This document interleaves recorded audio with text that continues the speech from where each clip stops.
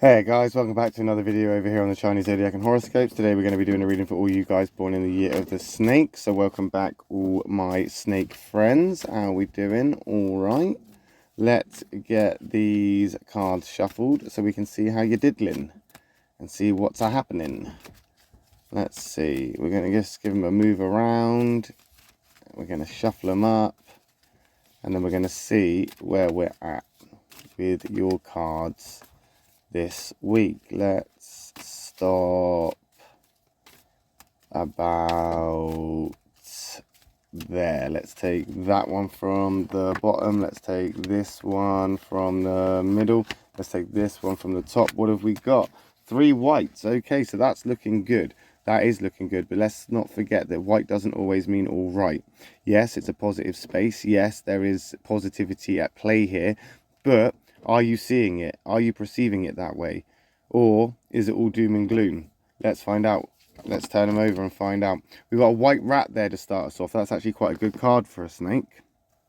The rat and the snake are quite compatible and they do go together really well. I think right now you're just concentrating on getting stuff done. There's too much happening around you. You haven't got time to think about it. You haven't got time to concern yourself with things. You just got to get things done. And if you don't get them done, things are going to slip. And if things start to slip, then you're going to start to have consequences and pay the price for it, which you are definitely not in the mood to be messing around with. That rat there is aggression, it's frustration, it's agitated, and it's pushing through to take all of that sort of pent up energy and put it into getting stuff done. And that's exactly what you need to do, is put that pent up sort of stuff that you've got going on, put it into getting stuff done. You're success orientated, you're drawn to power, you're drawn to recognition. And that's what you're seeking right now, is that recognition. And nobody's going to give it to you unless you take it for yourself.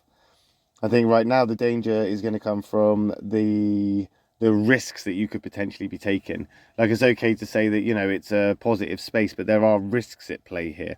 There are risks, and it's a gamble. And is it a safe time to take chances? Are you in a position to take chances? Maybe you've got no other choice but to take chances. Maybe this is now all or nothing. Maybe it's now you have to risk it to get the biscuit, so to speak. I think right now, even though that rat is telling you to do stuff, you don't really want to do it. But like I say, you need the recognition, you need the power, you need to push yourself, because that will empower you. It will give you confidence, it will give you self-esteem, it will give you all the things that you need to push on and get these things done. This is a time now of trying to find solutions to the problems, not find more problems. And you're never going to solve that problem if you're going to moan about the solution either.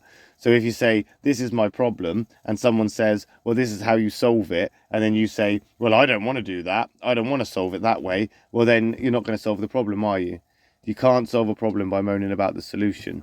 And there are solutions to be had. You just got to look for them. Not a great card here for you is the horse, even though it is in the white. We are moving forward, we are pushing forward, but there's a lack of, I suppose in some ways, trust here that it's actually going to be what you want it to be.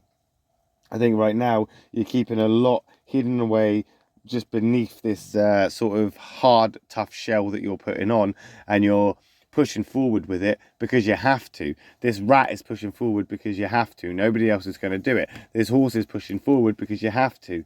You have to remain progressive. You have to keep pushing forward. You have to keep getting the best out of what you've got, because if you didn't, you're going to become stagnant. A black horse would have been awful because it would have meant that you're staying still. The white horse means you're moving forward. It doesn't mean you're moving forward in a good way. It doesn't mean it's progressive in all the senses that you could think of it to be, and your expectations might let you down there. But you are moving forward, even in this space. Even from the positive space, potentially into a negative one. But you are moving, which is good. It's just a shame that it's the horse that's taking you there, because the horse and the snake aren't overly compatible. They dance to different drummers. They're on a different beat. They're singing to different choir sheets. They just don't do it. I think right now, your game plan should be selfishness. Right now, your game plan should be just refuse to cooperate and be overwhelmed by other people and their sort of wants and what they want from you.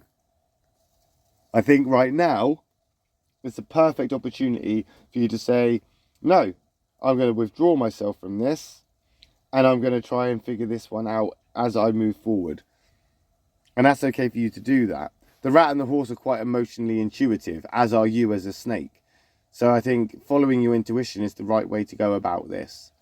Move forward with that rat using your intuition. Move forward with the horse using that sort of gut feeling that you've got. If something doesn't feel good, don't do it. If something feels out of place, don't pursue it. If something doesn't feel right, then the chances are it's not. It's all quite self-explanatory at the end of the day. If something doesn't feel good, don't do it. If something feels okay, then it probably is. It's as simple as that, really. There's no point getting yourself into sort of like a tiff about it either. It's a lot easier for you just to, I guess in some way, outweigh the losses to the gains or the gains to the losses, and just sort of try and find out what's weighing where and what you've got more of, or what's actually more beneficial for you, and head towards where you get more gains, and refuse to cooperate with those that are trying to take, because you haven't got time for that. You got that dog card jumping in there, defensive, protective, kind of look after you kind of card. It's there for you for a reason. It's there to look after you. It's there for you to remind you to take a break and chill out and have that sort of boundaries in place. It's not an overly productive card, but it is one of self-respect. It is one of withdrawing and looking after yourself and protecting your own space.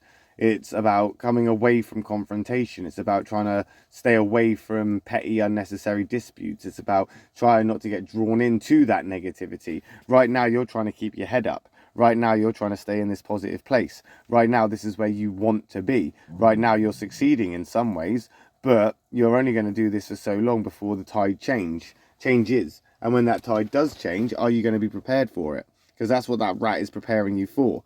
Telling you to get ready for this, planning for this. Things can't stay the same way forever. Change is inevitable. Right now, you need to be steadfast. You need to be persevering. You need to be loyal to yourself. You need to, I guess, in some ways, have your own sort of validation for you and where you're headed and what you're doing and where you want to go. People will hold you back. People will get in the way. People will let you down and disappoint you. It's just some of those people are worth it and some of those people aren't. And it's up to you to differentiate between the two. Who is there to pick your fruit and who is there to till the soil? Who is there to help and who is there just to take advantage? That dog is to remind you to keep your wits about you, to keep yourself guarded and be guarded. Right now, you need to be private. You need to have that privacy. You need to keep yourself to yourself. You need to keep your, I guess in some ways, positives to yourself in the hope that somebody doesn't come along and just ruin those positives, because that is the potential outcome. If you're not looking after what you're doing, if you're not paying attention, and somebody can come in and just, make your world crash down at any 1 minute, you haven't done a very good job of protecting yourself. And the one way you can protect yourself the most is to keep watch and be cautious and keep your ear to the ground, be on alert. Put boundaries in place. That's the way you have to tackle this. If you're going to do it for you. And don't do it for anybody else, my lovely snake friends. It will never work out if you do it for other people. It always has to be for you. That rat, it's looking out for you, looking out for themselves, looking out for family, looking out for themselves kind of card. That horse is definitely out for itself in a way. Very sort of independent and social. These two cards, not social, sorry, very independent and sort of likes to be on their own and be left alone despite being social. But that dog is a lot more of a social card. It's a bit more of a sort of friendly card and take the support where you can get it. But right now, I think you need to have boundaries in place to protect you. I think right now you need to look after you. But we'll find out, won't we, when we come back and do another reading for you guys born in the year of the snake. I'll be back next week, but I'll be back tomorrow when we come back and do a reading for those born in the sheep and the horse, or the horse and the sheeps. So that'll be tomorrow. So if I don't see you then, I'll see you next week. Thanks for watching, guys. Love and peace.